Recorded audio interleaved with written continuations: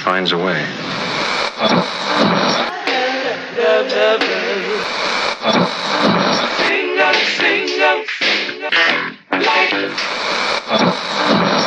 right, people, write something on the board. Let's spell it. First letter.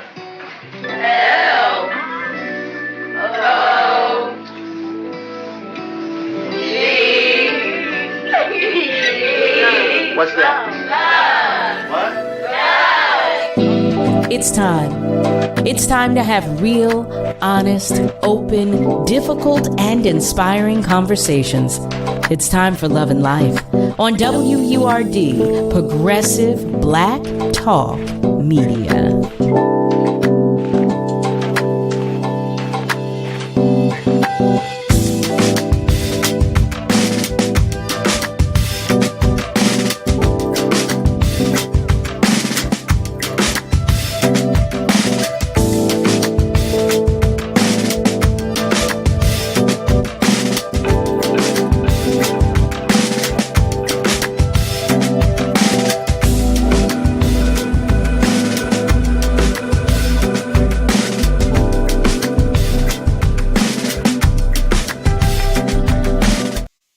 Well, hello there, family, and welcome. Welcome to yet another edition of Love and Life right here on WURD, Progressive Black Talk Media, on air and online at wordradio.com. I am your host, Carol Riddick, and you know where I'm going to say it. I am joined by the incomparable Miss Kayla J. Happy Wednesday to you, or as some people like to say, happy hump day. Happy hump day to you all. I hope it was a good one. I hope it's a great one, actually. Y'all already know. You already know how I feel. I want to know what's going on with you and for you. I want to know what's going on in your life. So before we get started, I like to check in.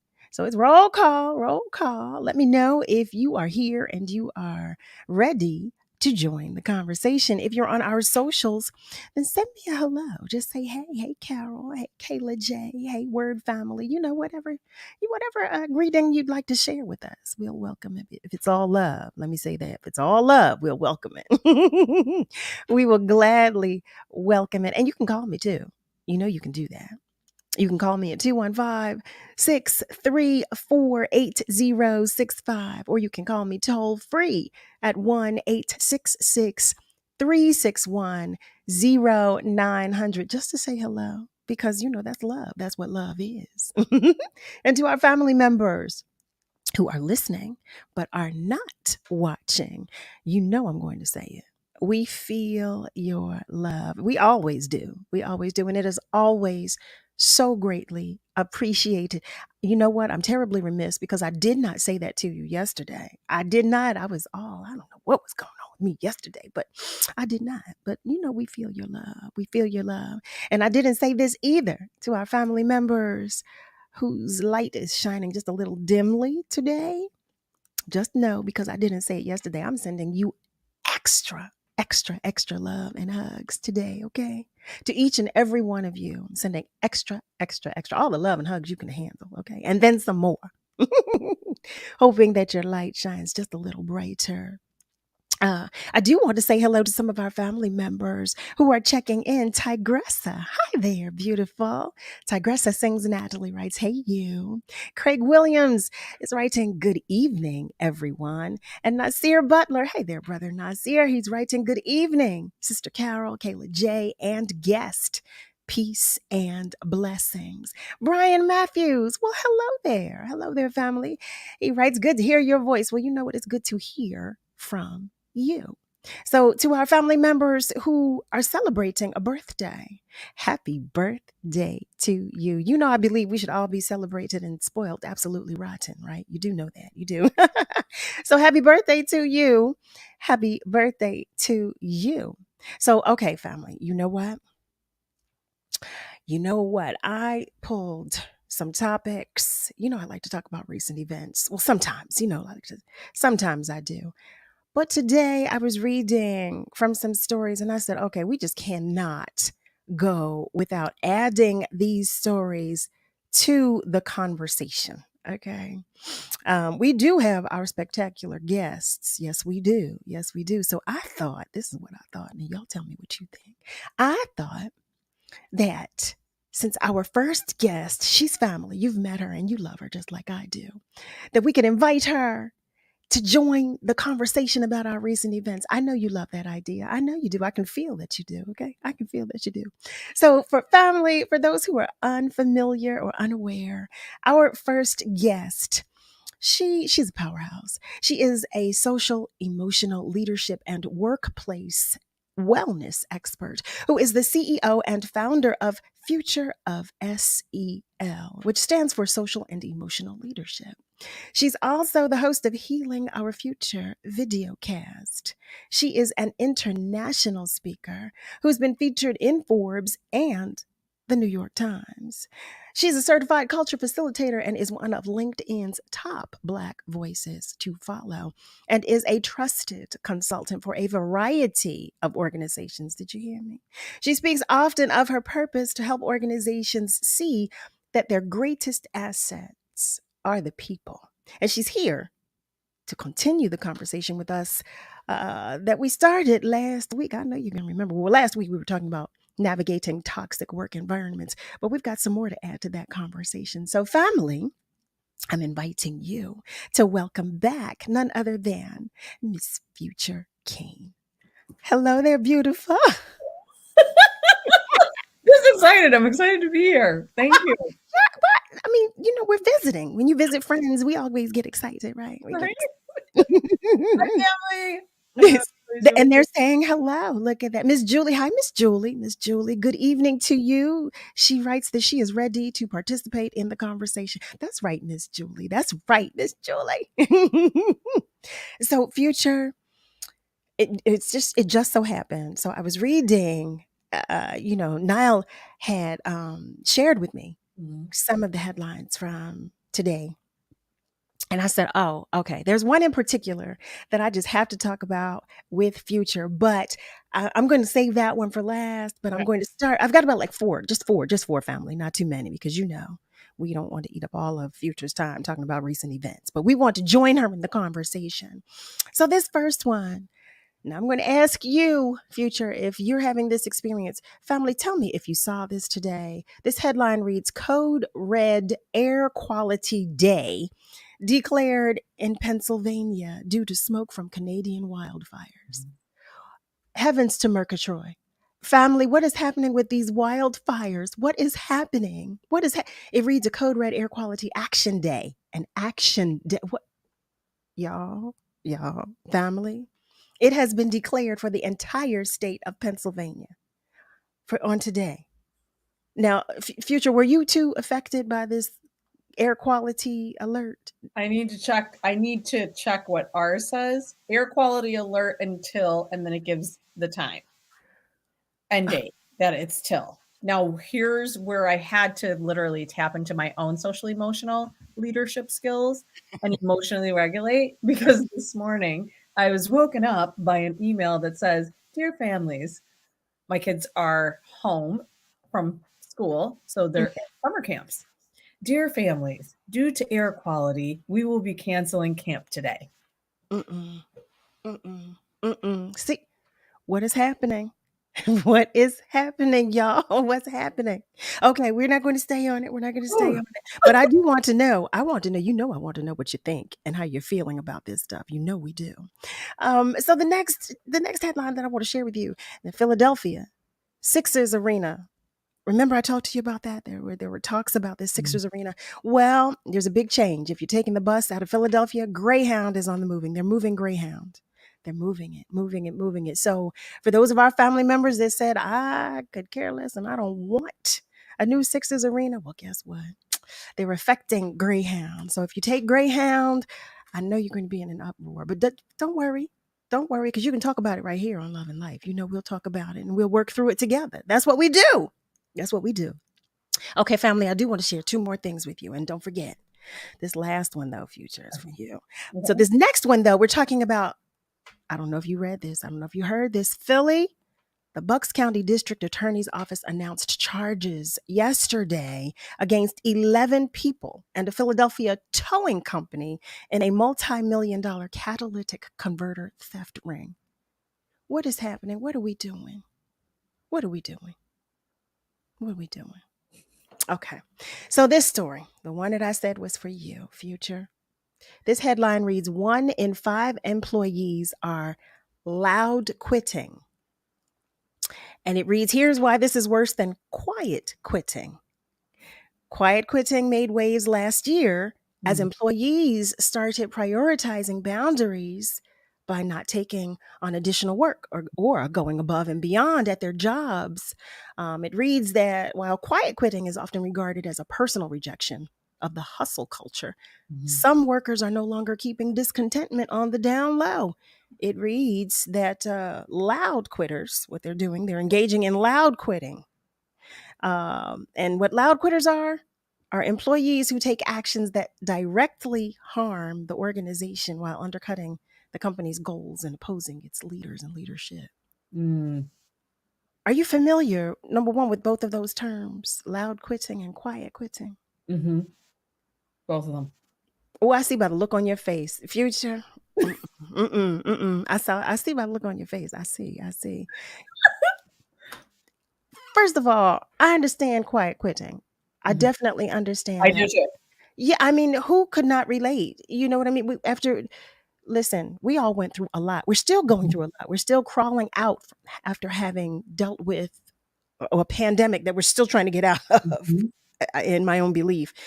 But here we are, 2023, and we've had this experience where we were all at home and we were able to work from home. We developed a level of comfort. It was brought to our attention like, hey, I don't have to break my back. I can still work and have a life. Who wouldn't want that? So now the companies that there was actually a consulting company that did research to find this out. I could have told them. They could have paid me a whole lot less. I could have told them, Future. I could have. But I'm curious to know what your thoughts are on that particular story. Okay, so my thoughts are twofold. If we stand in our own self-awareness, even anytime a relationship falls apart, there's people who want to do this. Okay. And it takes multiple people. So I think it seems that if we stand with loud or quiet quitting, it is pointing a finger at one of the parties, and the party that it's pointing the finger at only is the employees. That doesn't sit well with me, which is why last year a piece that I wrote and talked about was featured in Forbes and highlighted from an article I did and coined a term called audible abandonment. Because my belief is people are quiet or loud quitting because their needs, concerns aren't being addressed, and the leaders and the system of the organizations and the institutions are actually refusing to acknowledge or address them because there's a lack of self-awareness, which then causes an action and a reaction from the employees that then shows up as either quiet quitting or loud quitting. The first thing I thought of was the conversation we started last week when we were talking about working in toxic work environments. And I asked you when working with the organizations or the companies, if there were ever experiences that you've had where the organizations resisted the suggestions you made about change. That was the first thing I thought of. This whole loud quitting, quiet quitting scenario. That was the first thing that came to mind. I said, I've got to talk with Future about this. I've got to talk with her about this. So here we are. This is a whole nother problem. For everybody, not just for the employee, but for the employer as well. So now they're created, another problem has been created. Where do we go? Well, and I think the other people have to realize too, it's not just the employee and the employer. Because every organization and institution either produces products or has something that they are providing a service for and to. So now it is impacting more of humanity than just those people and individuals inside that organization. Indeed. And that's what we're experiencing now when we're living through all of this right now that you've been talking about for well over a year now. Mm-hmm. Here we are living it out. This is what happens when you don't listen. This is what happens. Did you tell them, Future? This is what happens when you don't listen. Family, listen, if you have just tuned in, if you just joined us, you know where you are. You are tuned in to Love and Life right here on WURD, Progressive Black Talk Media, on air and online at wordradio.com. That's WURDradio.com. We are talking with none other than Future Cain. We've started the conversation about what's going on today, right now. Loud quitting, quiet quitting. And I'm curious to know what you think and how you're feeling about what's taking place in our workplace right now. What's going on with you in your workplace as it pertains to this subject matter. And quite honestly, we're continuing the conversation from last week about toxicity as well. So if that's something that you're dealing with, tell us about that too, because we want to know. We want to hear about it. I'm going to take just a moment to recognize some more of our family members who are joining the conversation. Miss Julie writes, "Good evening, guest. So glad you're here with us today. Advocate for our children, Future Cain. Who in Wisconsin would delay children from summer fun?" I know that's right, Miss Julie. I know that's right. And Ashanti, hi there. Ashanti Martin is joining us. She writes, "Beyond excited about this. Beyond." With a whole bunch of S's, I think. Spendy is letting us know that you are watching live from Ghana. We are so happy to have you join us. So happy that you are here and ready to join the conversation as well. And Nico writes, "Good evening, sisters. Carol, Future, Kayla, and WURD family. Peace and love." We so appreciate when you guys join the conversation. We truly, truly do. I want to ask, you know what we do, Future, because I tell you, I have so many questions for you that I'm going to jump. Okay, I'm going to mix apples with oranges a few times. Okay. That's what we do. So for our family members who were not with us last week and who are unaware, could you tell us a little about the future of SEL? Yes. So the future of SEL is the organization that I am the CEO and founder of, and we help support organizations and institutions with optimizing human potential, because we have seen one too many times through our culture facilitations, through our consulting, through our workshops, that they, meaning the people inside the organizations, maybe sometimes don't know how to optimize, or they could optimize the skills, especially in regards to social emotional leadership, wellness, and equity, to have an impact on the system and on the people that are working within the system. And we do that through a holistic approach. And I'm curious about that as well, because I did read, I understand, I read that your approach to optimize human potential with the organizations is a systemic, holistic approach. Can you talk with us a little about what that looks like? Yes. So I ask people to do temperature checks. Let's go, for example, news headlines. A lot of times we're seeing a lot of turnover. People are concerned about the retention rates of their organization, even in academic field. A lot of people are quitting education just in general. So you're losing slews, not one or two. We're talking hundreds, thousands of people are leaving these organizations. When that is happening, that's an indicator that any leader or owner should say, I need to assess what is taking place. And oftentimes when people are assessing what's taking place, they need help. Because if people were telling you what was happening, you would think that the system then would fix the system, and that retention wouldn't be the issue. There's a breakdown. So then we come in, and people often start with a cultural assessment. because people feel more comfortable talking to an outside person than sometimes people inside, because they have to go directly to HR. And I know I've gotten into conversations that were heightened emotions with some people in regards to this. HR is essentially there to protect the organization. So when people are going to HR, there might be changes that would be awesome to change, but they can't because it's a large system change, and that takes time too. So we do cultural assessment, we give them recommendations, and then we work through that with them to say, what can you change within your system to help prioritize the people, to look at the policies and procedures to make sure that they are equitable and they're centering wellness and putting people above profits, people above products. That sounds like a hard conversation. When you talk about the organization, it's like, wait a minute, the organization is really considering this, putting the people above the product. But I mean, listen, I said, did you see me? I said,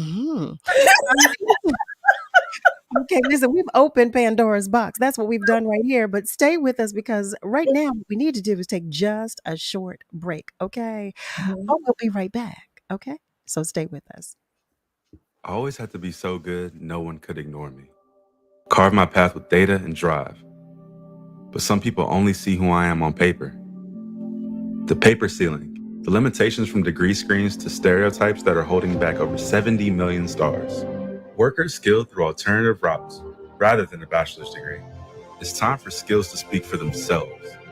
Find resources for breaking through barriers at tearthepaperceiling.org. Brought to you by Opportunity at Work and the Ad Council. Hey Lisa, I've been seeing those pics you post of you and your family at all those fun events. What gives? Oh, VetTix. What's VetTix? VetTix is an amazing charity that gives free event tickets, like concerts, sporting events, and shows, to currently serving military vets and their families, and to the immediate families of troops killed in action.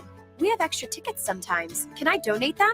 Yes, just go to vettix.org. You can give your extra tickets, and other vets like me can sign up to get them. What a great way to give back. And listen, thank you for your service.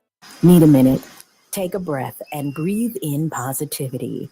Here are words of joy and empowerment from WURD Radio. For Haiku by Beverly Lomax. Dive into water. Relax and come to the top. Swim life's obstacles. I let go of fear. I hold on to love and laugh. I be strong and sing. Clarity, my friend. Hold my hand and show me way. We grow together. Meditate, sing, dance. Wade in the waters of life. Come through strong and clear. I'm Beverly Lomax. This joy and empowerment vignette was brought to you by Comcast. You're listening to Love and Life with Carol Riddick on WURD, Progressive Black Talk Media.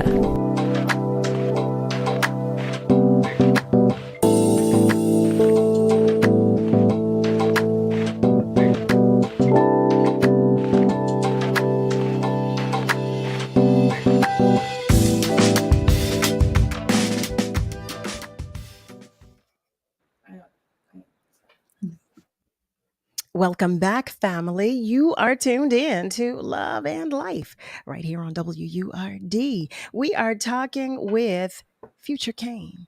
And if you've just joined us, what you missed just before the break, Future opened Pandora's box. Yes, she did. She said that she's talked with some of these organizations about putting the people before the product. Heavens to Mercator. You hear me? You hear me? Now, as right as it is, I cannot imagine the response. I cannot imagine. I want to delve more into that conversation, but we do have some family members who are on our phone lines waiting to join the conversation as well. Family that are on the phone, I'm going to make the announcement because we definitely want to hear more from Future. If you could keep your comments to a minimum. Okay. So, family, are you still there waiting to join the conversation? Yes, Carol, how you doing? Hi, friendly Fred. I am well. How are you today? I'm okay, and we're family. and friends and Word Family listeners. You know, somebody asked me, some guy said, when the last time I see my family, right? Mm-hmm. I told him, everywhere I go, I see my family. Yeah. No matter where I go, I see my family, and because we all related, and we came from each other, and we just, the family just have to come into view, because we're not always in view wherever we go, and sometimes we'll come into view, and sometimes we don't. But if we was in the view of the family, then everything would be cool. But anyway, I wanted to say this right quick. I just want to say, true forgiveness lets you love again. Once you forgive, your heart is full of love. You are stronger because you love yourself and love others, no matter the multitude of their transgressions or shortcomings. You forgive because you love, and you love because you forgive. And that's what I had to share. Friendly Fred, thank you as always for sharing your positivity. Thank you so very much. You're welcome. Always. Right. Thank you.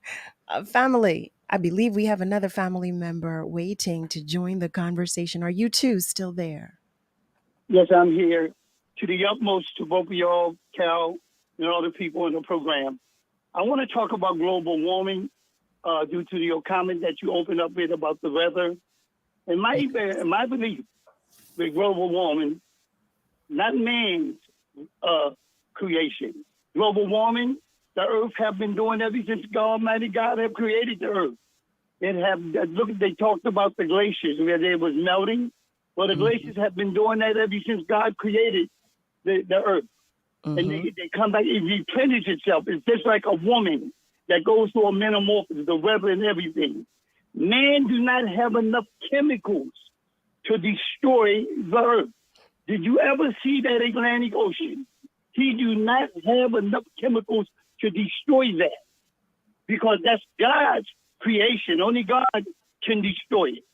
And I'm saying that so when we think about global warming, some things man does, as for example, with forest fires and things of that nature, sending missiles up into the sky, taking the earth off its axle.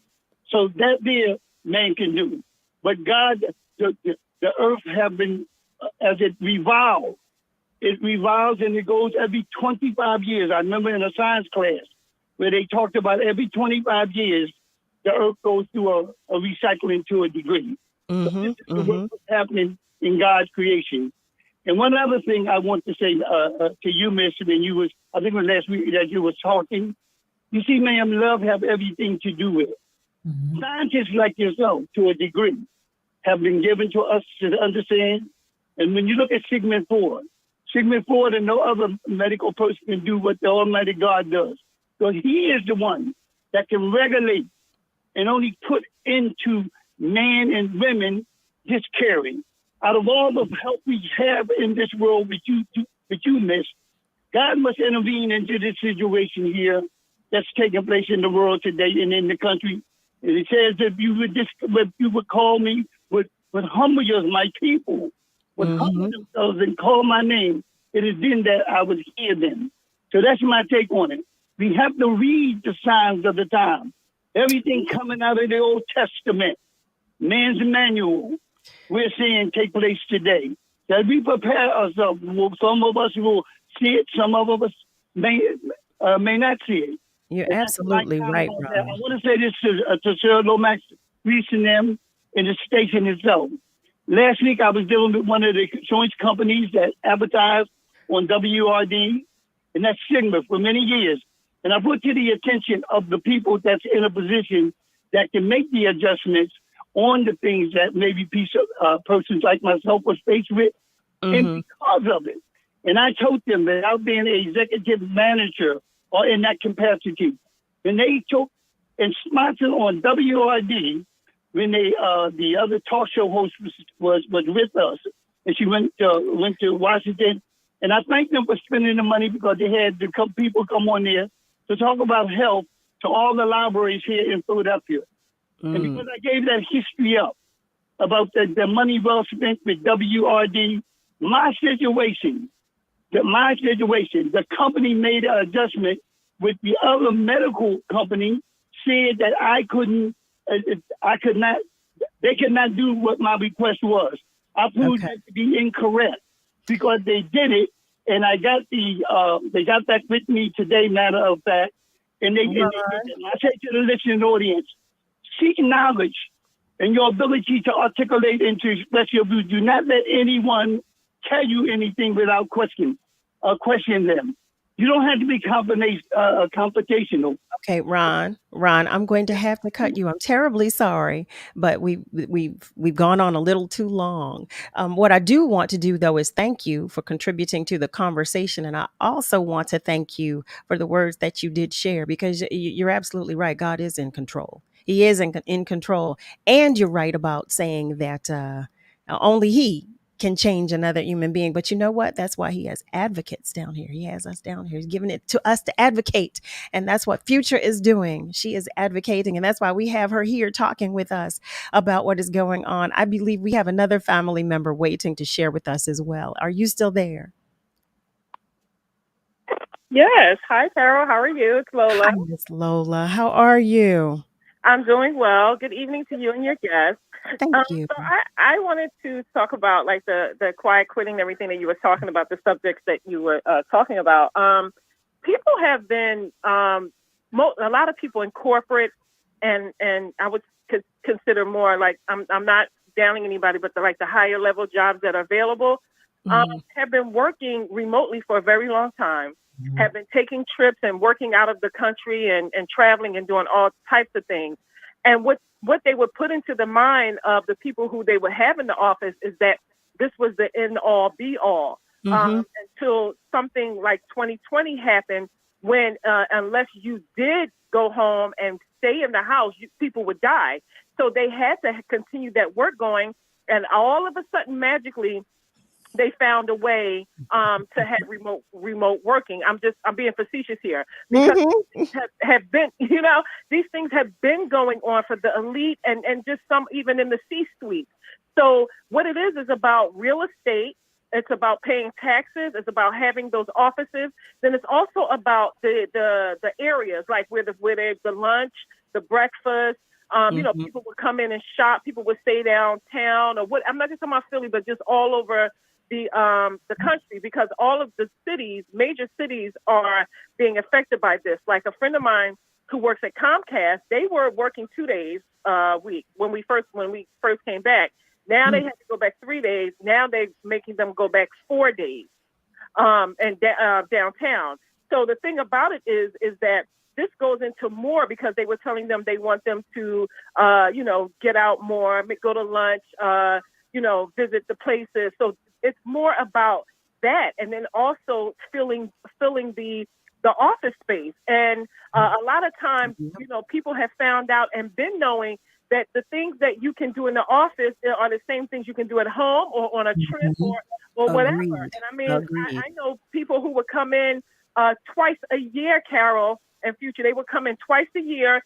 They would be traveling, or they would be in their home office. And then when they had to come in maybe for an audit, or if we had to go over different things, we would just see them twice a year. But of course, you would have conversations and communication with them, but they wouldn't physically be there. And so a lot of people now are seeing where I don't have to commute for 45 minutes to an hour and a half each way.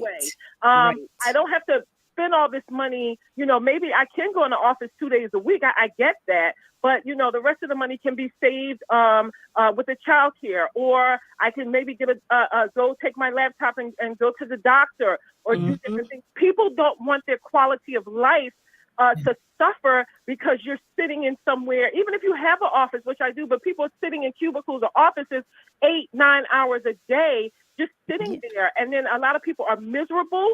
They found out through COVID, like I feel better. And let me tell you this, a lot of Black people were dealing with, belong to a mom group, and they were dealing with micro and macro aggressions from their supervisors or managers who were white, the racism, the toxic workplaces.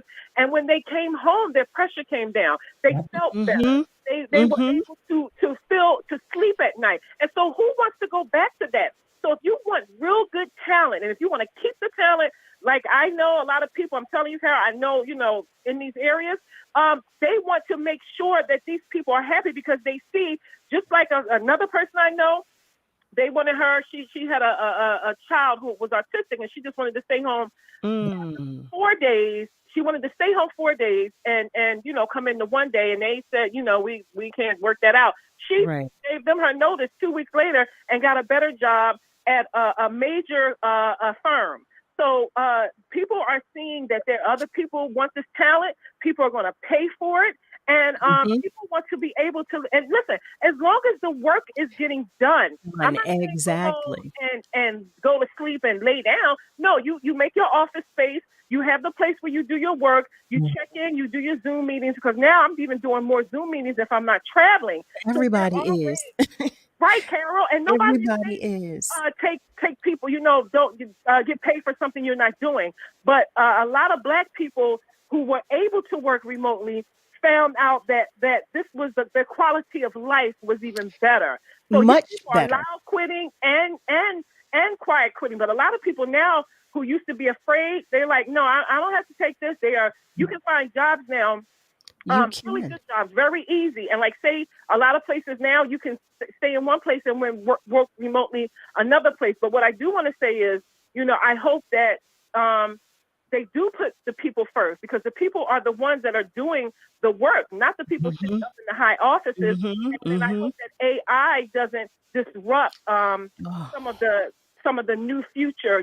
I hope it doesn't disrupt what the things that people should be able to enjoy in their life. It's the right thing. It's the right thing. It is. That's a whole nother conversation, AI. Miss Lola, you are so right. And I cannot thank you for that. And, some employees are saying that they get more done at home, being at home, than they were getting done while being in the office.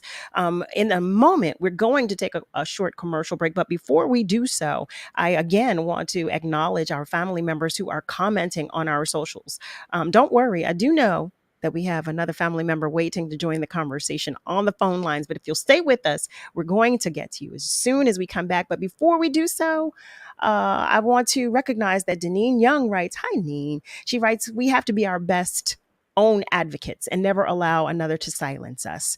She writes, she agrees about remote working. The economy has been affected. She was never allowed to work from home during the summer, but since COVID, she's now able to do so. And she said she hopes that makes sense and contributes to the conversation. Mark writes that technology simplified everything. Hi, Mark Cannon. Mariah Brewer writes, it's definitely driven by city commerce to bring back the foot traffic to Center City, forcing organizations to bring their people back to the office. Yeah, it's all about commerce and money, and it all is. It truly, truly is. And it's a shame that is, which is why I said, okay, you really open Pandora's box when you suggested to these companies, when you said to them, okay, look, you need to put the people first and the product second. I cannot imagine. And again, like I said, I do want to know how that conversation went.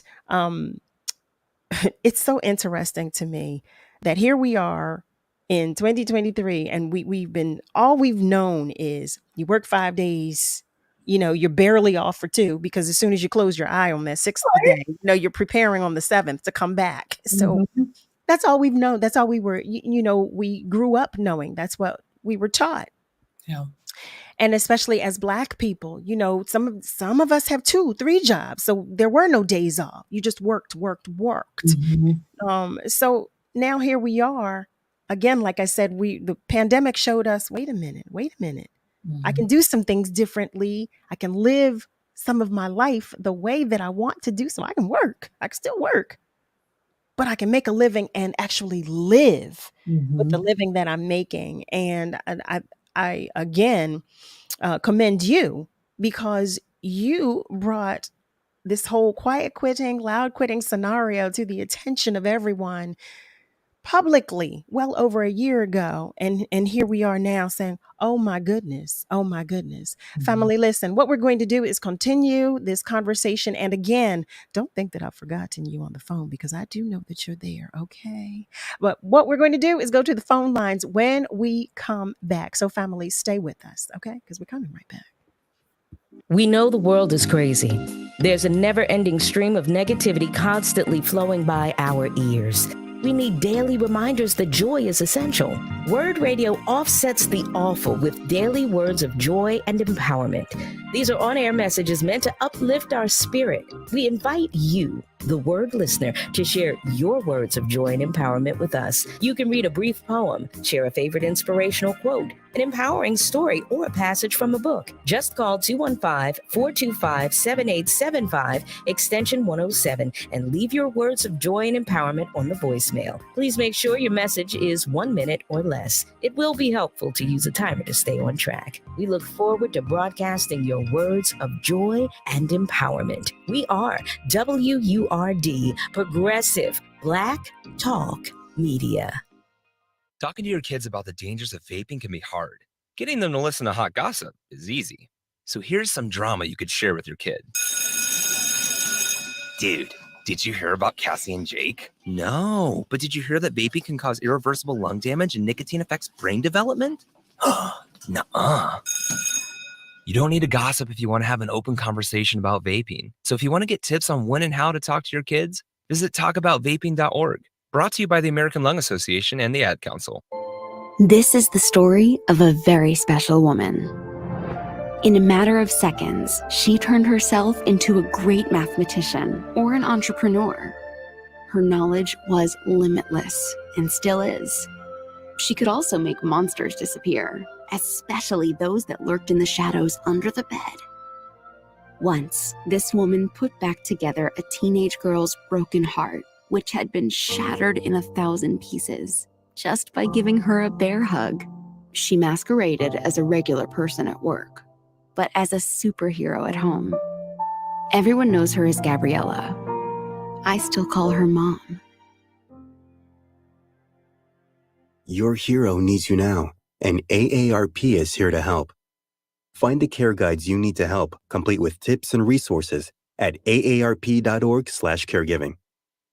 A public service announcement brought to you by AARP and the Ad Council. Hey, did you feel that?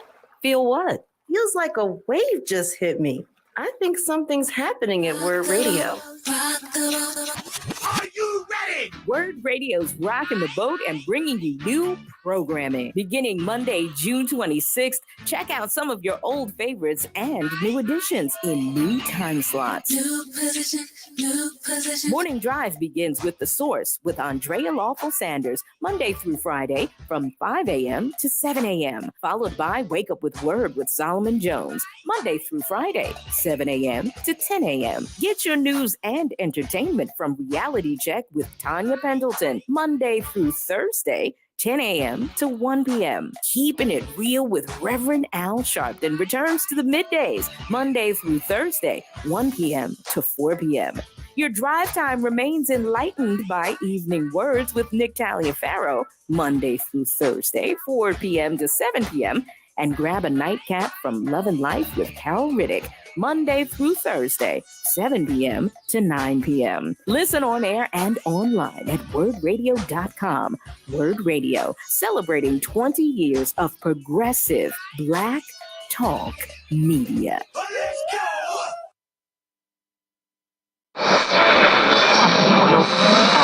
What is love? You're listening to Love and Life on WURD, Progressive Black Talk Media. I think I know what love is.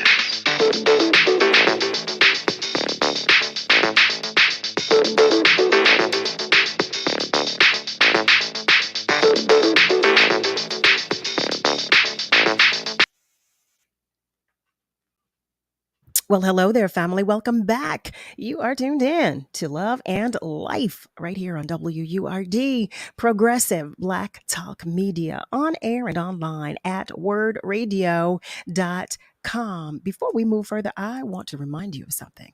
WURD family, it's that time again. Time for our special early bird membership drive. We need your support now more than ever, especially this year when we're celebrating our 20th anniversary. For 20 years, WURD has been the place where Black people can speak and be heard in their own voice every day, all day long. Support from our members has allowed us to expand our programming and provide culturally relevant information across all of our platforms, on air, online, on social media, and through community outreach events. So, if you are not a WURD member yet, please join or renew today at the discounted rate of $75. You can do so by visiting us at wordradio.com/earlybird. Family, if you just joined us, if you just tuned in, what you missed was a lot, okay? But we're going to bring you up to speed. So, our guest this evening in this hour is none other than future Cain. What I did tell you was that we're going to go to the phone lines when we came back, and I did not tell you a lie because that's what we're going to do so we can continue this conversation. Family, are you still there waiting to join the conversation? Yes, ma'am. Hello, how are you today? I am well. How are you and Mrs. Cain? Good. I'm good. I too am well. Thank Good. you. Thank you for your patience as well. Thank you so much. I truly have been a follower of yours and Mrs. Cain for a while now. I am a Southwest Florida attorney. I'm the Afro-Latina attorney, and I'm from the Bronx, New York. I used to serve Cardi B her coffee when, before Cardi B became herself. But okay. I've been following both of you for a very long time now, and I want to talk about the retention rate because I heard your stories, I've heard the commentary, and I'm a Southwest Florida attorney, Afro-Latina. I used to be a legal secretary, I used to be a paralegal, and I used to be a legal assistant. And being the woman that I am today, I wouldn't be who I am today without my family. I grew up on, my parents, they've been married for over 40 years. They have, I've experienced government assistance. I've experienced, one-shot deals, everything. And when it comes to the retention rate in my profession, because, I'm 32, I'm 32 years old. I have a family of my own, and I just want to get your perspective on how to handle Black women who are not attorneys, but in the legal field, who are trying to strive, but they are experiencing a lot of retention because of the attorneys before them and after me that have a hardship. And I feel that that is important because I'm an attorney now in my rights, but with the retention rate that I experienced from you guys, and I've heard your blogs, I've seen your writings, I've seen everything, and with looking at these women of color in lower positions other than myself, because I'm an attorney in Southwest Florida, I make sure that my staff, my team is taken care of. But I also want to make sure that the entire team is taken care of. What do you say to women of color that are trying to climb the ranks, but they experience hardship in the way that that woman of color doesn't have authority to do so? But that woman of color, like myself, we work so hard to ensure that our teams are taken care of and everything else. What do you say to the women of color that go to school? They go to school to ensure that they are support staff, but they're not treated as such. What do you say to that? Because there are a lot of women of color who are in my profession, not in the status that they should be, because that's sad. And I agree that, we should ensure they have a voice. But what do you say to the women of color who want to be legal secretaries, who want to be legal assistants, who want to be paralegals, when they're shot down by people who are of not the same ethic? What do you say to that? You want me to go, Carol? Or you want to go first? You go right ahead. I think it's a couple things I would say to them. First, regardless of what other people say and do, or regardless of what other people don't say and do, to be quite honest, you are worthy and you are enough. That's first. Mm-hmm. Because we have to mind our mind. We have to mind our own mind. Because that continuous swim in rejection and maybe not seeing somebody's worth or value or getting passed over can play with one's mind. Mm-hmm. Mm-hmm. So I would say your mindset and protecting your mind so that you have your peace and your wellness is essential and priceless. That is first. Second, I would say there's power in numbers, just like I would tell kids. You stay with your partner when you're walking. If we're going to the zoo on this field trip, you don't leave each other. So I would tell them, the women, especially in the age of social media, who is out there already have arrived, or that you can follow a path behind and sit and have conversations. But that means then both parties have to be open to it. Because I have been able to climb and get to many beautiful places, when somebody comes and says, can I share space with you to ask you about your journey, then have to give of my labor of love and my time and say, yes, I will. And you have to then advocate, if you're not there yet, to say, I too need help and I'm coming up against closed doors. So how can you help me? It takes one. I was literally talking to my friend about this. I put out a quote. I created a quote. I didn't put it out yet because I love quotes. And essentially it says it takes one person, one post, one conversation, one thought for everything to flow and doors and things open and happen that you would have never even dreamed of. Mm-hmm. Mm-hmm. So stay on the path and stay hopeful and know there's other people out there that are like you. Are you finding them? Are you connecting? Are you taking action to say, can I support you or can you support me? I don't know that I could have added anything else to that. I don't know that I could. You said it. You said it completely. I was saying yes, yes. But I'm in total and full agreement with you about everything that you just said. And I hope that did answer the question in its entirety to our caller. I'm curious to know, because Future, I understand that you are also a certified yoga instructor. Yes. Are there meditation tactics that you can share with our family members who may currently be experiencing a toxic work environment? Mm-hmm.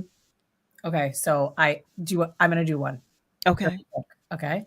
So here's what we're going to do for all of our listeners really quick. Okay. I meditate every night and literally it's my practice every day. So yes, I've been meditating for many years. So what I would tell you is create a being that is proofed that people can't get in. Mm-hmm, mm-hmm. They can't get in even if they had a key to come in to hear and your spirit.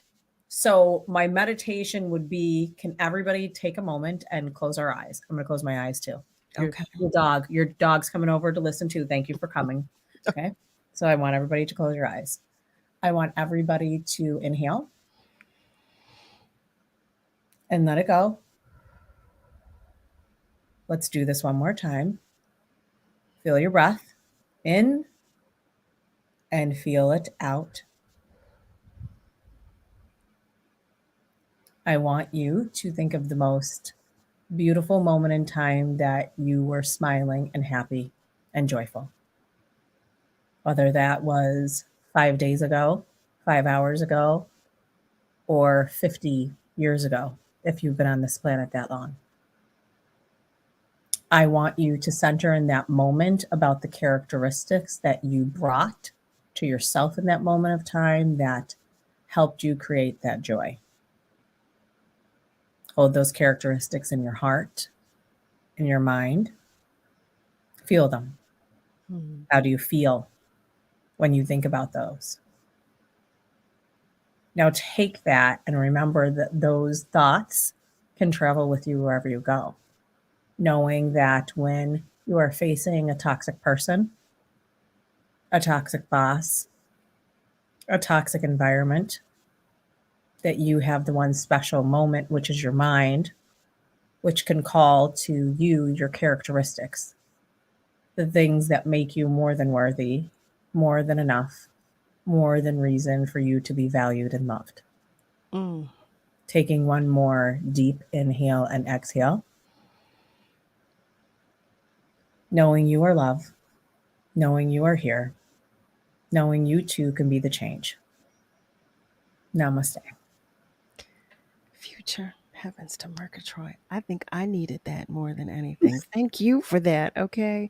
Family, you see, I'm looking at the clock and it's that time for us to take another break, but to also let Future go because her time with us tonight is over. We're going to invite you back, as you know. I mean, you just made us all feel so centered and happy. Thank you for that, Future. Thank you, family, for contributing to the conversation. Stay with us because we will be right back. Tune in every Saturday at 4 p.m. for the Did You Know Show with host Bryant Green, right here on WURD 96.1 FM and 900 AM. The job search can be a difficult and frustrating process. WURD's Livelihood Initiative was designed to help you find the right opportunity for your next professional move. Check out these recent openings posted on the Livelihood job board at wordworks.com. Brown ShopRite and Fresh Grocer are hiring cashiers at multiple locations, and Herb Foods are hiring truck drivers, various warehouse shift laborers, and a sales representative. For more information on these jobs and many others, go to wordworks.com and learn more about the Livelihood Initiative. Brought to you by WURD Radio, progressive Black talk media. In honor of Black Music Month and the 50th anniversary of hip hop, this is Blackademics. Could you please state your full name for the record? It's Tupac Amaru Shakur. How do you define rap? That's just what it is. Poetry. To me, it's storytelling, poetry.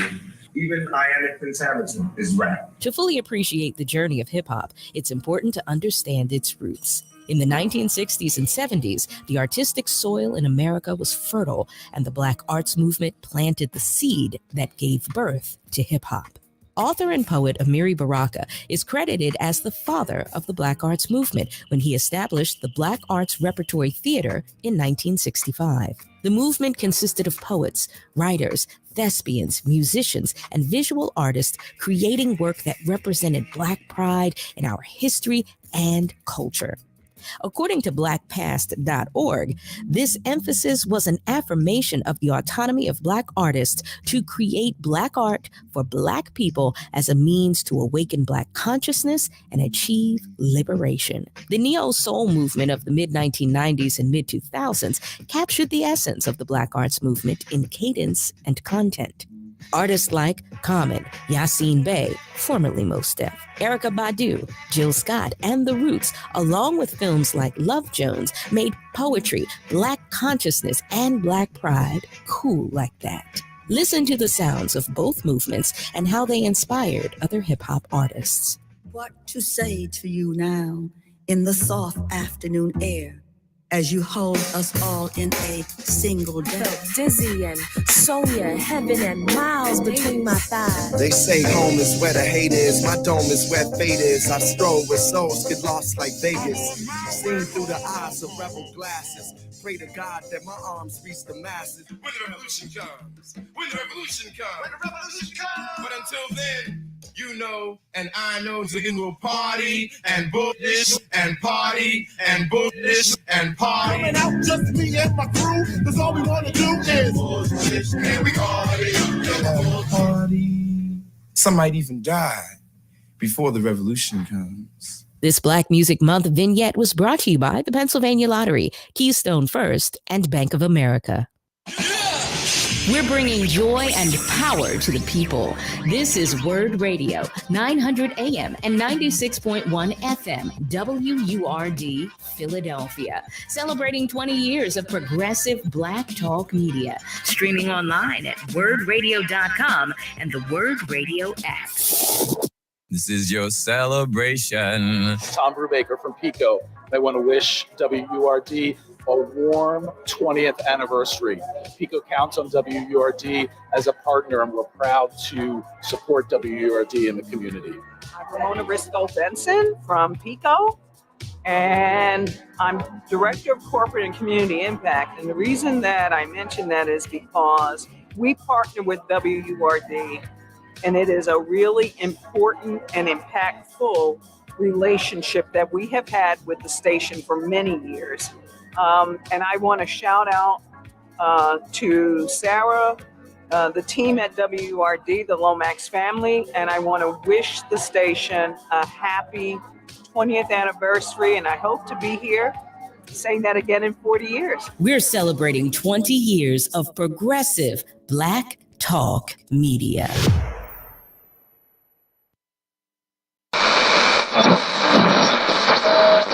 Let me tell you something, and don't you ever forget it. Success is nothing without someone you love to share it with. You're listening to Love and Life with Carol Riddick on WURD, Progressive Black Talk Media.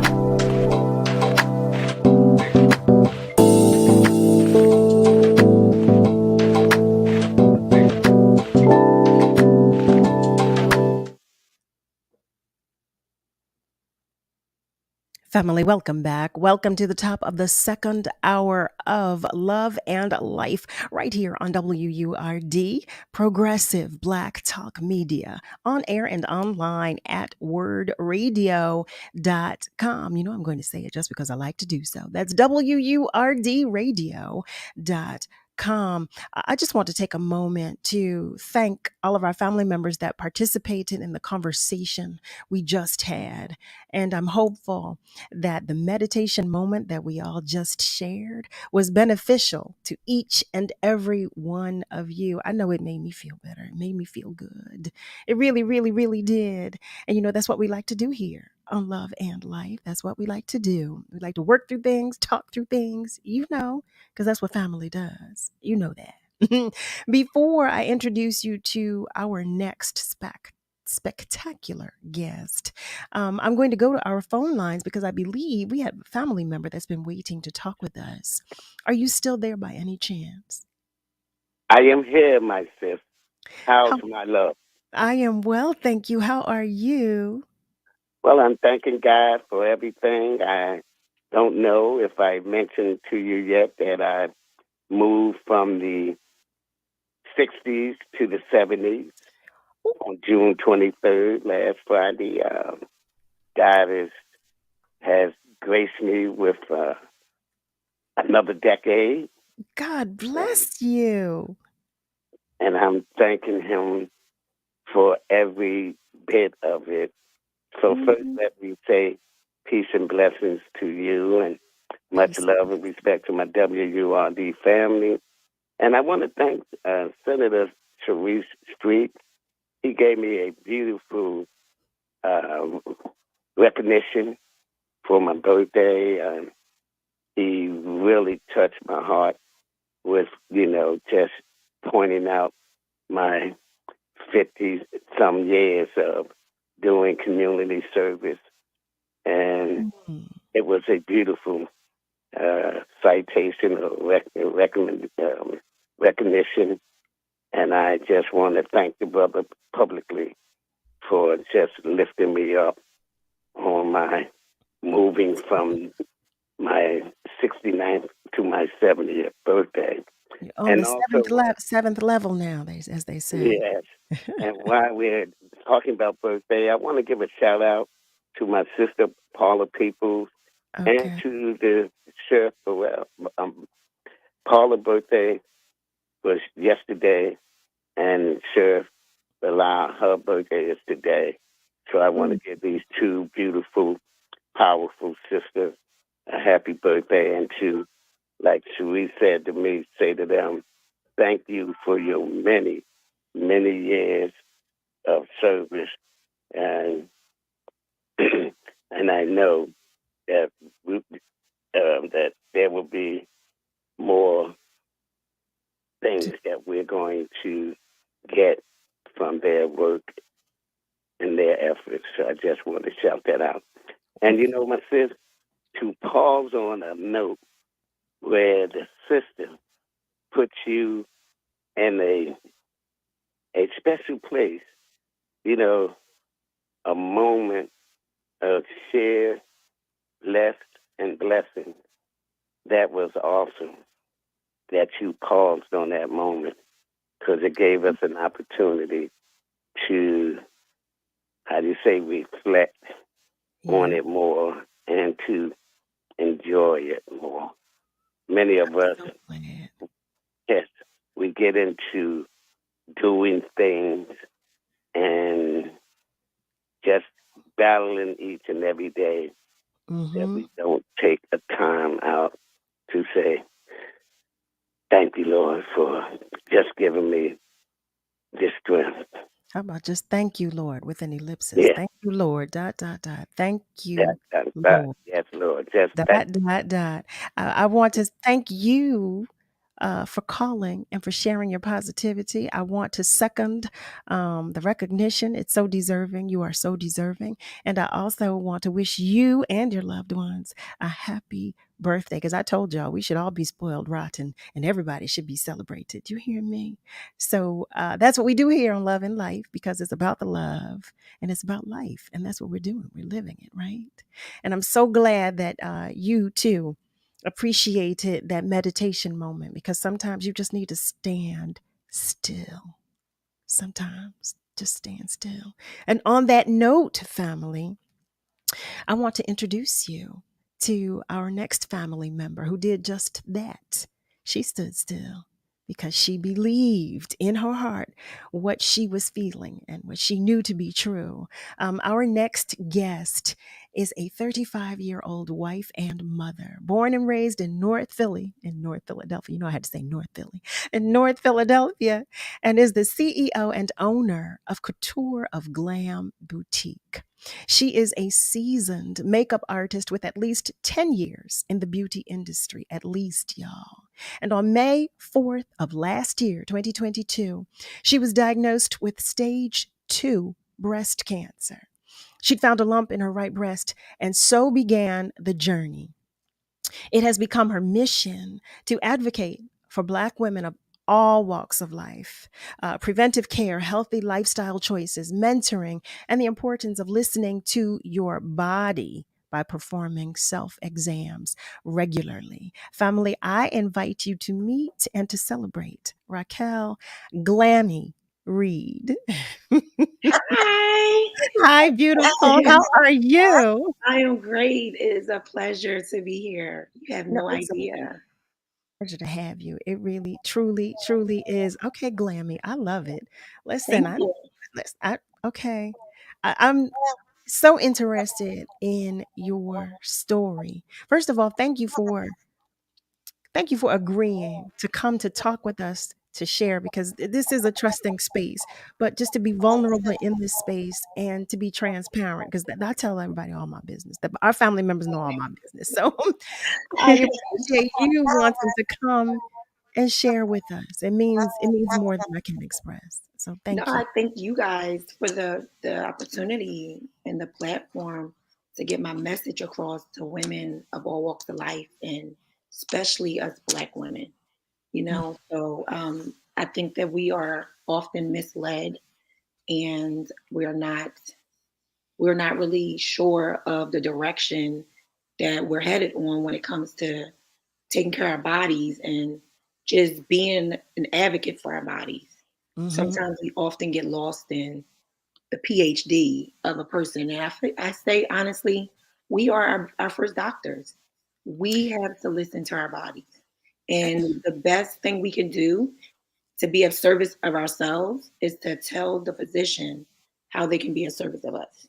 So we have to teach the physician how they can help us. Can you share with our family members? Can you walk us through what happened? I've read your story, well, part of your story, and just your fight, just you saying, uh-uh. It just spoke so loudly to me. So can you share that? Because I wanted you to share that with our family members. So can you Yes, share with our of family course. members story? So honestly, It was, I want to say it was in 2020, to be quite honest, which is crazy that I even can say that. But it was 2020 when the world was just in shambles and everybody was just running wild. And everything was shutting down and no one knew what COVID was at the moment. So I know that I know that I have a history in my family of my mother's, my grandmother, but it's not on my mother's side, and my aunt on my mother's side. They Okay. both suffered from breast cancer. So I instantly knew like my family genetics. Like I just said, okay, well, that's a thought. You know, never did I think it would be me, but I never like ruled it out.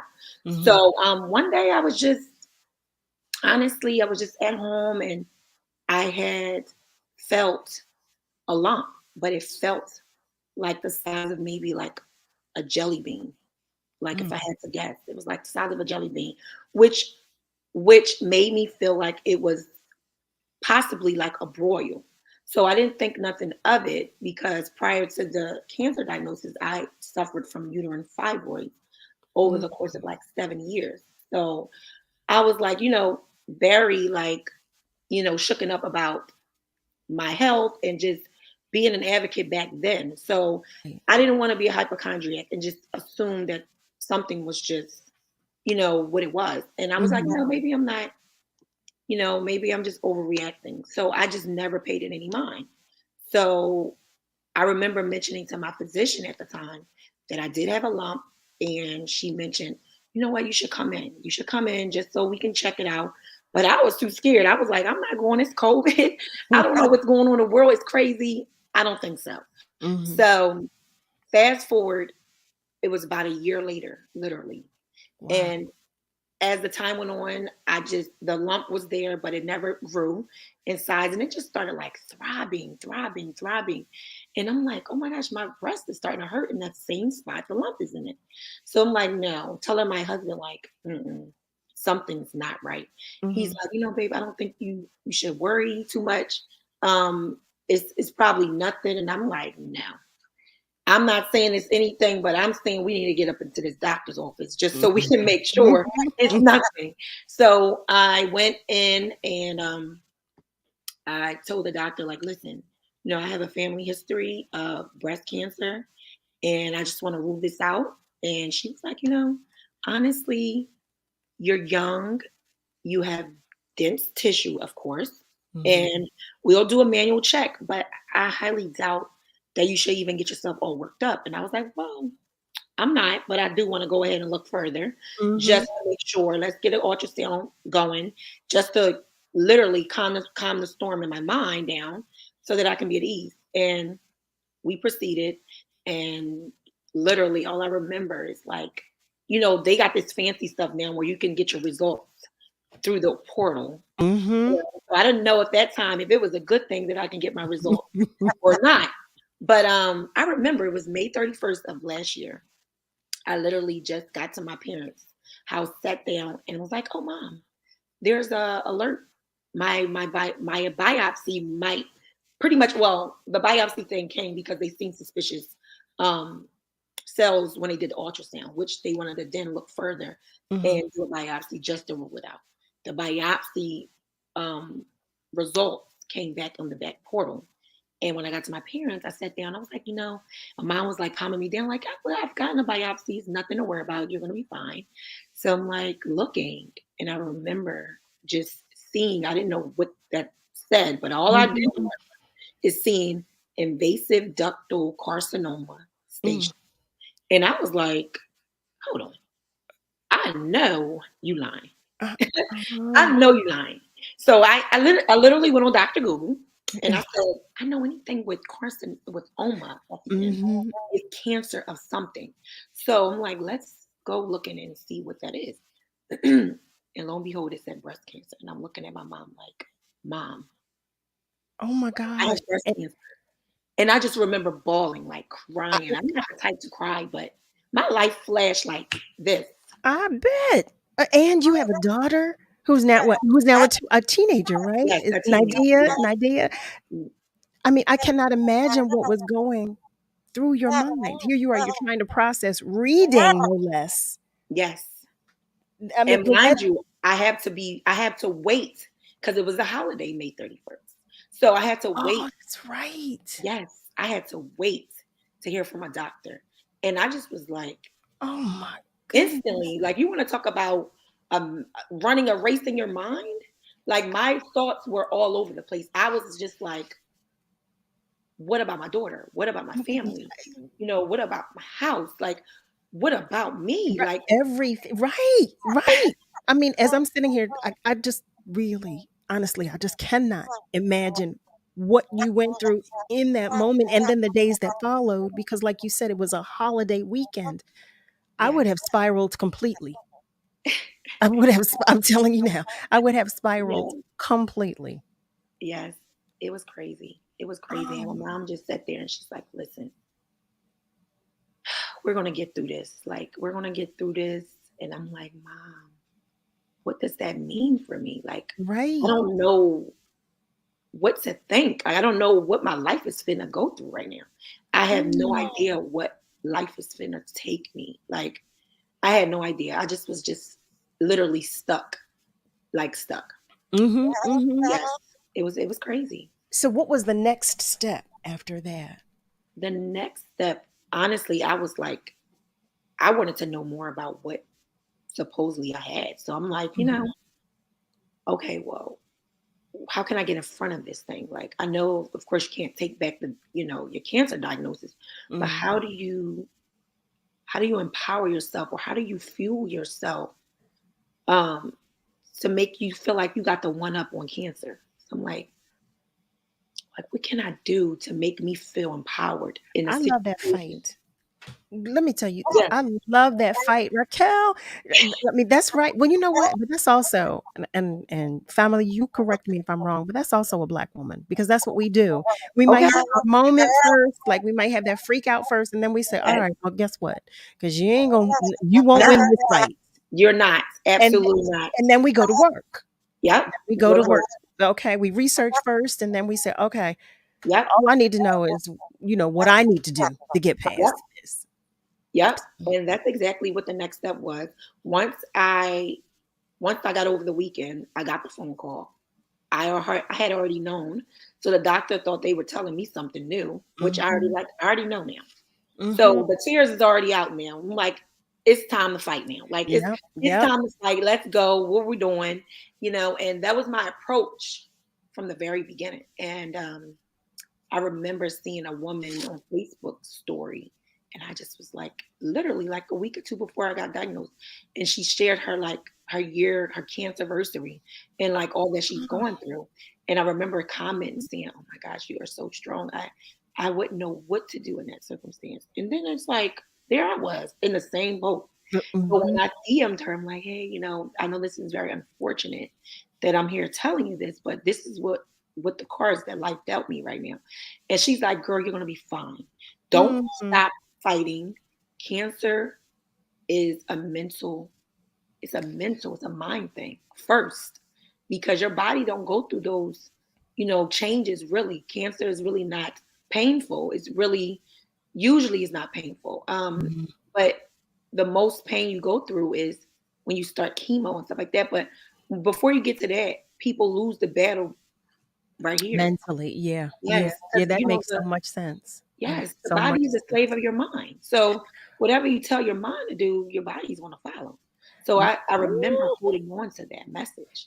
Listen, let me tell you how many words you have already said, okay? How many words you've already dropped. I mean, I'm still stuck on, we are our first doctors, okay? I'm still stuck on that. That's the first thing. In a minute, we're going to go to commercial. But before we do, I just want you to know some of this love that you are receiving on our socials. Miss Julie writes, we are celebrating your presence, Glammy.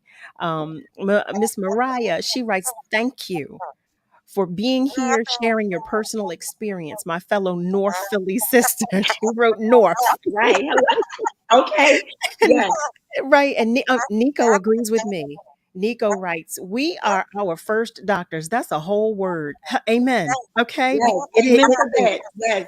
Thank you, Linda, guys. Yes, all of I'm this loving the love. story. Miss Linda writes, love it with a heart. I mean, Miss Lola, she says she is in full agreement with you. Yes. Again, she puts notes in her phone, on her calendar about the things that may happen when she goes to the doctor. She says she goes over those notes, and all of her doctors are Black. She said the dialogue, it's important. We have dialogue. It is so important. Family, I'm in total agreement with you. Miss Lola also wrote, phew, that is so scary. She had a scare as well, but nothing happened. She said, I know you were out of it. God bless you. Thank And Miss you. Julie writes, Glammy, it would be wonderful to see your story on film, the love story with your husband and the love of your parents and other family members that they have for you. She said, we don't get those stories of Black families seen on Hallmark or other stations. Oh, that is so sweet. And look, I will be keeping you guys posted because I definitely want to put together a documentary. So, Please. And before we go to commercial, Elizabeth Gilliard shares, that's my girl. And I always pray for her. Aunt Lizzie. I know that's right. Nia thank Imani, you. Dr. Nia. She writes, Rock, I am so proud of you. Family, on that note, with all this love and we're all feeling up and uplifted, you hear me? We're going to take just a short break and we're going to come back and hear more of Glammy's story. So you stay with us. With that beat, girl, you better get it. We'll be right back, y'all. Did you know Henry Ossawa Tanner, the first internationally known African American painter, lived and studied right here in Philadelphia? As the first Black student admitted to the prestigious Pennsylvania Academy of the Fine Arts, Tanner broke barriers with his innovative moving paintings and influenced generations of artists around the world. To find out more about the efforts to preserve his legacy and North Philadelphia childhood home, visit thetannerhouse.org, a message from the Friends of the Tanner House. When it comes to making plans, you are the best. What about those round trips, which are perfect on your way there and perfect on your way back? Or those meetings with friends, surprise parties, camps, birthdays. The same way you plan for the important moments, start planning to protect you and your loved ones from a natural disaster. Sign up for local weather and emergency alerts. Prepare an emergency kit and make a family communications plan. Get started at ready.gov/plan. Brought to you by FEMA and the Ad Council. Hey, did you feel that? Feel what? Feels like a wave just hit me. I think something's happening at WURD Radio.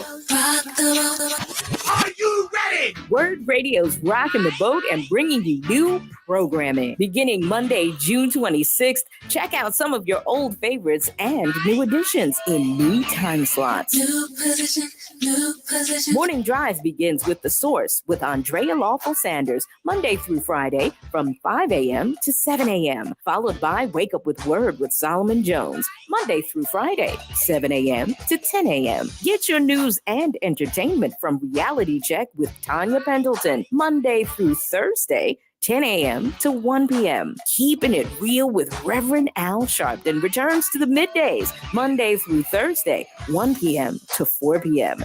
Your drive time remains enlightened by Evening Words with Nick Taliaferro, Monday through Thursday, 4 p.m. to 7 p.m., and grab a nightcap from Love and Life with Carol Riddick, Monday through Thursday, 7 p.m. to 9 p.m. Listen on air and online at wordradio.com. WURD Radio, celebrating 20 years of progressive Black talk media. You're listening to Love and Life with Carol Riddick on WURD, Progressive Black Talk Media.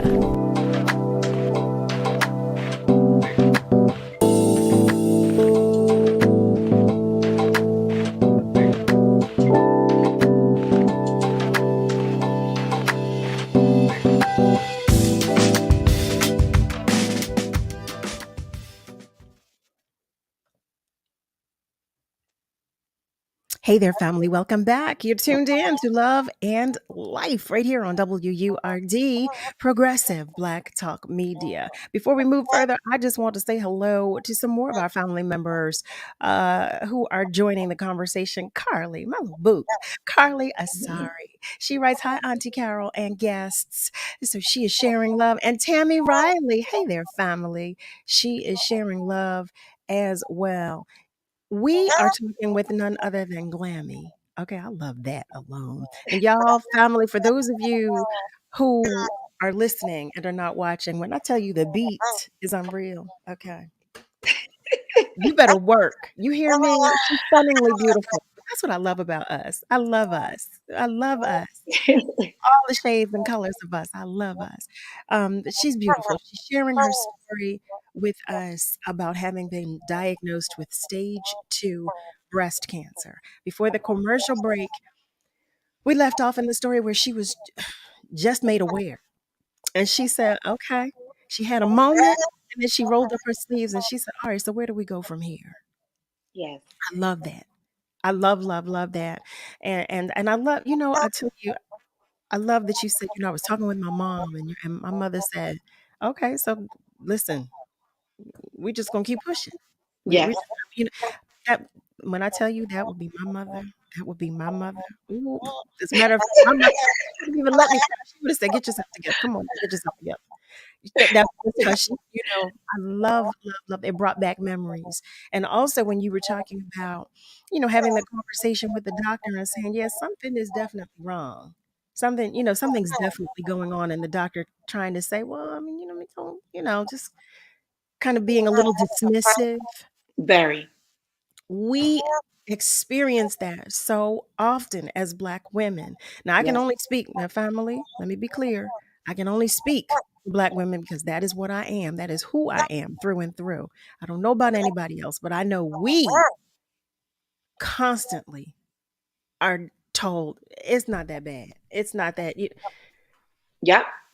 We are often. And do you know how many people were misdiagnosed or were in worse situations due to them not being diagnosed because of them listening to a doctor telling them, oh, it's nothing, just, it's probably, anxiety, because that's the one that gets me every time. It's anxiety. Oh, no, it's not. It's not Mhm. anxiety.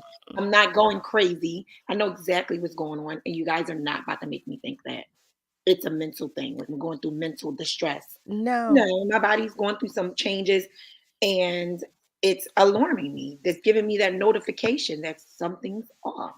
I know my body. I know my body and something is off. So I'm curious to know uh, what was the treatment process like for you, or how, like, I want to know so much about your story. I want to know everything, quite honestly. Well, I'm here to spill all the tea, okay? Woo! That's what we're here for. We're here to get in the meat and potatoes. That's right. That's right. Well, honestly, what it started was they went in and they said, we did a consultation. Here's one thing that I do want to make very clear to everybody that's on right now. You have the right to hire and fire physicians. That's first. You have the right to learn who is on your team, who's supposed to be supporting you. Make sure that that's not screwed up and that there's not a thin line between it. You need to know that you are the star on your team and everyone else around you is your support system to make sure that this thing goes right. So you should definitely do your homework on these doctors. You're bringing back so Figure many out their memories. bio, figure out who they are, what school, get a little background, get some little information on them first so that you can get a better understanding of who you're working with. Because the doctor, I had a male doctor at first, and he was so insensitive. He made me feel like I was a dollar sign and a piece of meat, like literally, like we're gonna botch here, we're gonna cut that, we're gonna do. It's just like, no, you're not. We're not cutting on me like a chopping board. So I went ahead and I did my research on him, and his major, like one of his main major focuses was finances. Oh wow! And I'm like, what are you doing in the medical fit? Especially in this area Yeah, of what medicine. are you doing? So I mean, don't misunderstand me. I'm not saying that we can't change careers, or I'm not saying that. But if your skill set is comprised mostly of another area, then I do have cause for concern. Yes. And I was like, you know what? That is so strange or maybe it's not strange, but it does reflect in the way you've been behaving yourself. Like the way that you've been, like the vibe you've been giving off and the way that you've been conducting yourself in these consultations, it just has not been like genuine, organic. And it's just been making me feel like I am literally just a quick like job, a project, literally. And I just was like, you know what? I'm not comfortable. When I sat there with my family, I'm like, I'm not comfortable. And I'm not going to settle for second best. I know that I deserve top of the line treatment and care. surgeons. That's right. And medical, officials. So I'm not going to settle for anything less when it comes to that either. So I'm like, nope. So I literally, people might think I'm crazy, but my surgery was set for September, right? At the time I was diagnosed in May. It was set for September the 16th. I canceled it because I wasn't satisfied with him. And I said, no, I'm not letting him chop on me. I said no. And they said, you're canceling a major surgery. And I'm like, okay. I mean, I went this far. I went like a whole year and some change, not even knowing that I had it. But So good I'm for like, you. God got my back. I'm gonna listen to my spirit's what it's telling me. And it's telling me that you're not it. So I'm gonna keep looking. And I really honestly want a woman. Because who more than a woman that understands what a woman needs and wants? So he can't even be empathetic because you don't have breasts, So I was just like, nope. So I went and did research, got me another physician. She was awesome. I did my background check on her and seen that she was a part of Hurricane Katrina. And I just felt like, you know what? This is a good safe spot right here. This is a safe spot for me. There was connection in her skill set. There was connection for you. But like you said as well, it's mental first. It's all mental first. I want to take a moment. Brother Nasir, he writes, trust me, Sister Carol, the Black men go through this too. Which it's just horrible that we as a people go through this. I want to take a moment because one of our family members has been waiting to talk with us and join the conversation as well. Are you still there on the phone line? Good evening, Miss Riddick. This is Rick calling you long distance from Germany. Good evening, Rick. How are you today? In better spirits than I was the last time I called. I haven't listened to you for a couple of days. I thought I would give your show a break and leave you to your audience. But tonight, I'm moved by this sister's story. I want to say hello to Miss Glammy. Hi, how are you? And I think you have one of my family names as your last name. Also, I want to ask you, what did you learn about addiction to food and the problems with meat in particular? Honestly, that's a very good question because my cancer was driven through to estrogen. And for those who don't understand what that means is there's a lot of estrogen in our foods, particularly our meats, like our chicken and the eggs and, just different types of foods. So if you're unaware, like I was unaware of these things. But again, being an advocate for myself, I started to do some real good digging. And I feel like, honestly, now that I know better, I'll do better. So I'll do things in moderation. I'm not the type of girl to go cold turkey. I feel like that would it'll set me up a failure down the line. But I am more aware now of the foods and even eating out. I was a girl that ate out a lot. And that is all coming to an end because I need to know what I'm putting in my body. I need to know how my food is prepared. That's very important. So I really am awake when it comes to the decisions that I make when it comes to choosing foods. So I try to pick foods that are like organic and stick more to dairy-free type of foods. You just, Did I'm sorry. Did you learn anything in particular about chicken? That it has a lot of hormones in it. There's they pretty much people that deal with chickens or whatever, they pretty much put a lot of hormones in their chicken. So if you're not sure or you don't have a farmer that you trust, then it's best to like do your research and try to find a farmer that you trust, or at least cut back on eating as much meat as that you were eating. Because I used to eat chicken a lot. Like I would go to fast food and eat chicken wings or chicken nuggets or different chicken fingers, and I wasn't aware. So yes, is there something you would like to share with me? Is that why you asked me? Well, I would move on from trying to scare the audience about meat to moving to the professionalism of the doctors. I was poisoned in 2003 by two men pretending to be medical professionals at a hospital in Washington, D.C. The Secret Services have been a part of my family and my life for generations, and they wanted to control my mouth and my sympathy towards the Nation of Islam. The doctors, so to speak, they weren't successful in silencing me or my sympathy towards the Nation of Islam around diet and making better choices.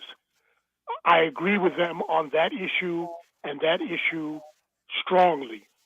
There are many doctors who will not tell you about the American food system and the dangers of American meat.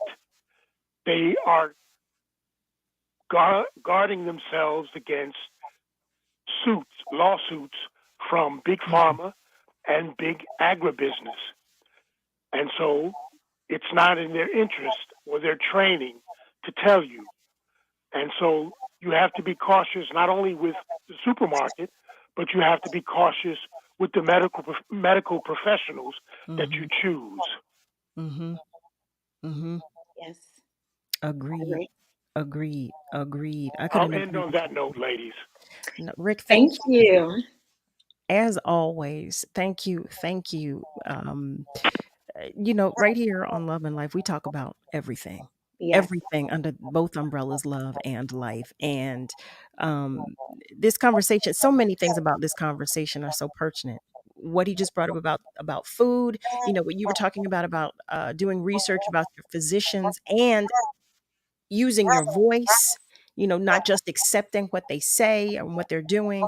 You brought back so many memories because I was a caregiver to my parents. So I fought many a day, but you brought back so many memories when you were saying that. Like, I know something's going on. Like, no, this needs to be addressed. And then having to shift to go to another physician because you were not being treated well, you were not being cared for the way that you should be.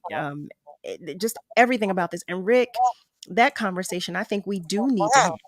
And I thank you for introducing that, because I think that's a whole topic.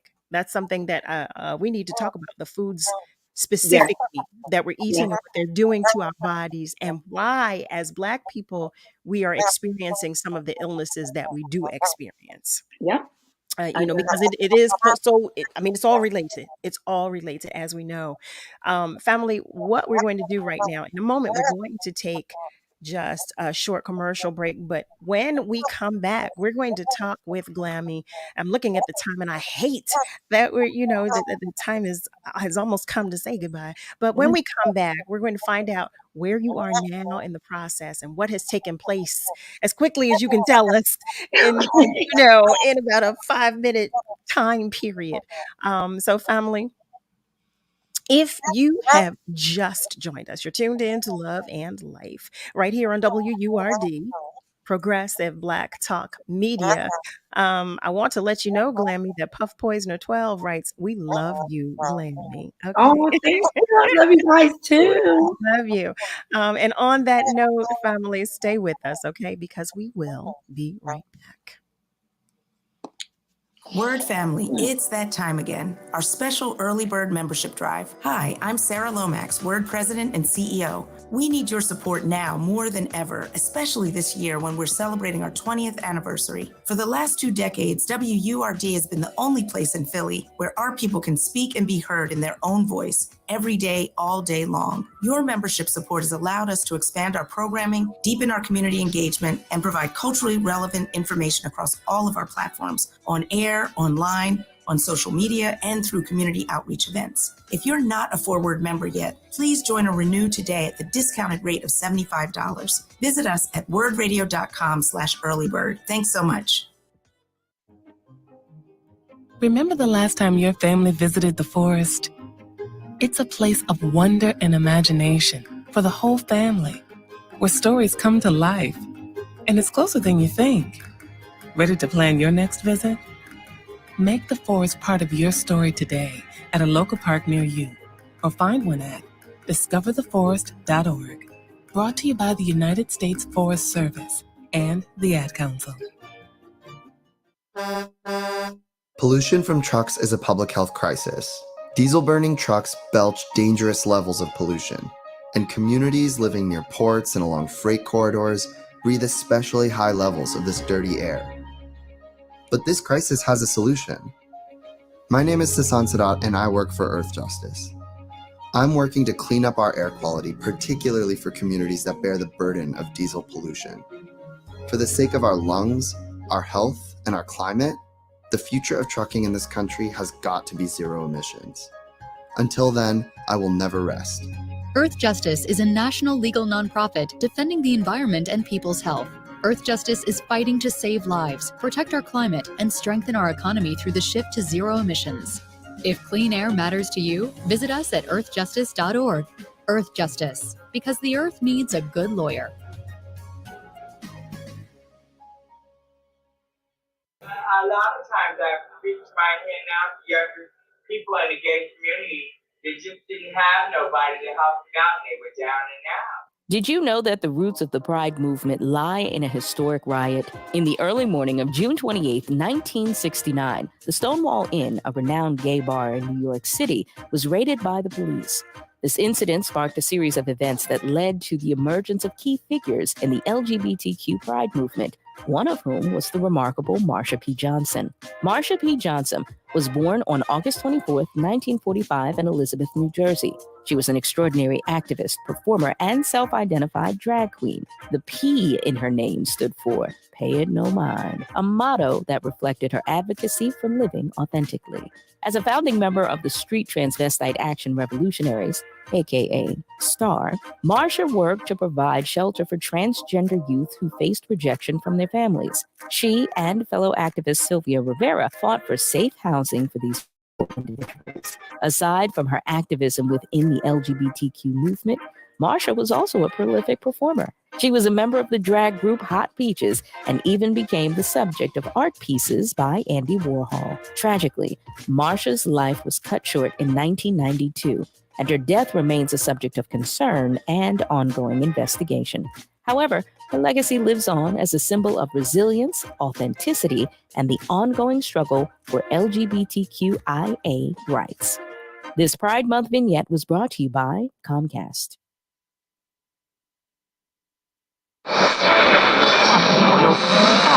What is love? You're listening to Love and Life on WURD, Progressive Black Talk Media. I think I know what love